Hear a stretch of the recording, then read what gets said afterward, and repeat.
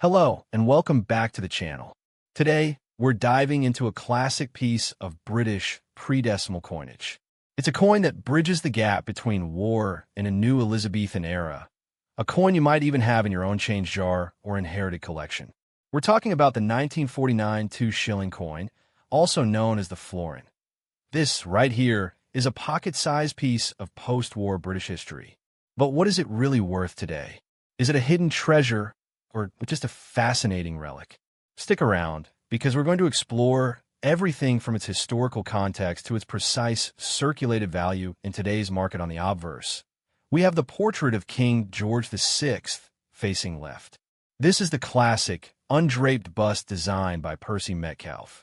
You can see the Latin inscription, Georgiv 6D, G, BR, Omen, Rex F laughing face, IND, IMP, which stands for George VI by the grace of God, King of all the Britons, Defender of the Faith, Emperor of India.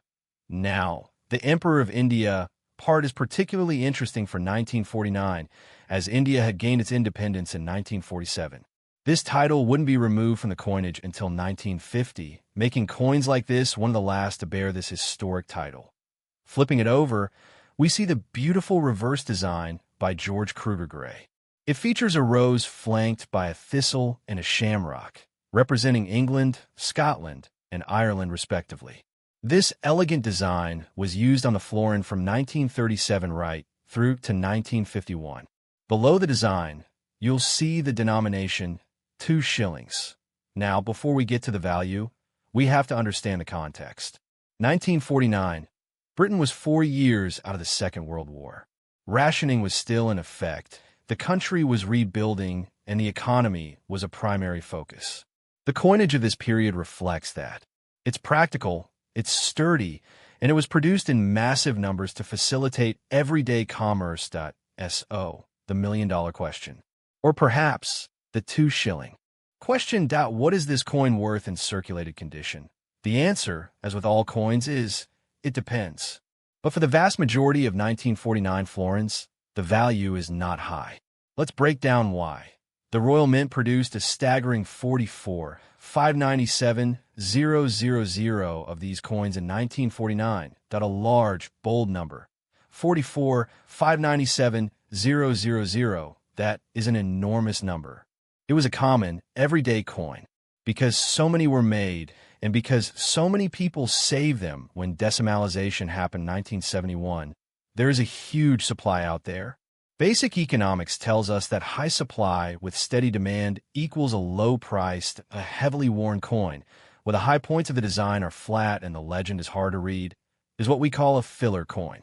It completes a date set, but has little numismatic value on its own. A coin in what we call very fine, VF condition, with clear details and only moderate where on the highest points, is a step up, and an extremely fine EF coin, which looks almost new but has very minor signs of handling, is the best most collectors will find without stepping into mint state territory. So, let's get to the numbers. As of this recording, here's a realistic value breakdown for a circulated 1949 florin.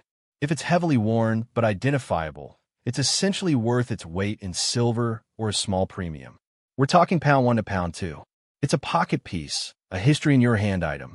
This is your typical, decent-looking circulated florin. It has clear details and no major damage. For this, you can expect a value between pound 2 and pound 4.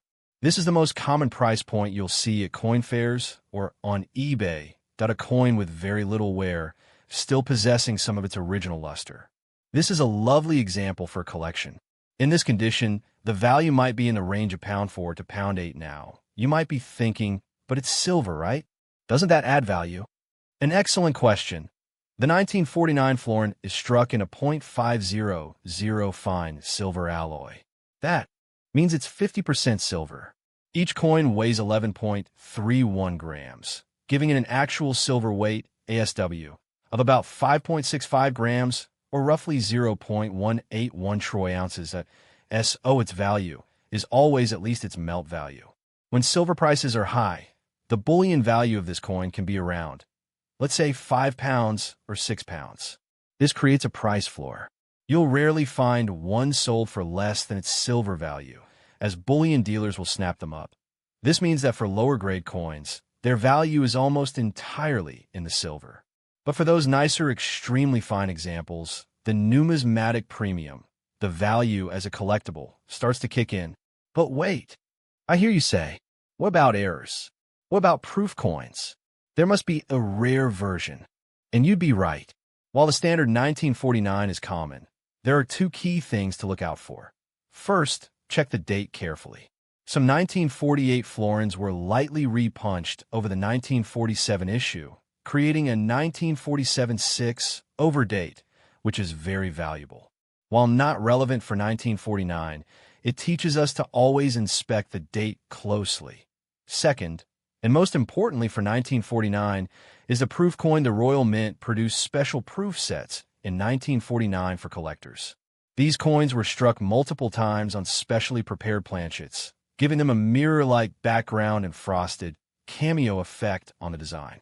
They are of exceptional quality and were produced in tiny numbers compared to the circulation strikes. A circulated 1949 florin is common. A proof 1949 florin is not. If you have one of these, with its pristine surfaces, sharp details, and original presentation, you're holding a genuinely valuable coin.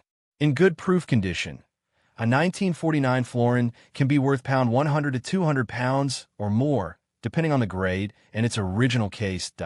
So, always look for that incredible shine and sharpness. It's the difference between a few pounds and a few hundred. The 1949 2-shilling coin is a wonderful, historic piece of British. This isn't just any old pre-decimal coin. The 1966 florin is a special one. It's a milestone, a bookmark in the story of British money. It was the very last 2-shilling coin ever minted for circulation in the United Kingdom. So, the big question we're going to answer today is, what is its circulate value? Is it a hidden treasure or just a fascinating piece of pocket change from a bygone era? Stick with me, and you'll find out. Truly understand the 1966 florin? We need to set the scene. The 1960s were a time of massive change, and the UK's currency was no exception. For centuries, Britain had used the complex system of pounds, shillings, and pence. 12 pence to a shilling, 20 shillings to a pound. It was a system that baffled the world, but change was coming. The UK government had decided to switch to a decimal system, where the pound would be divided into 100 simpler units, what we now know as pence.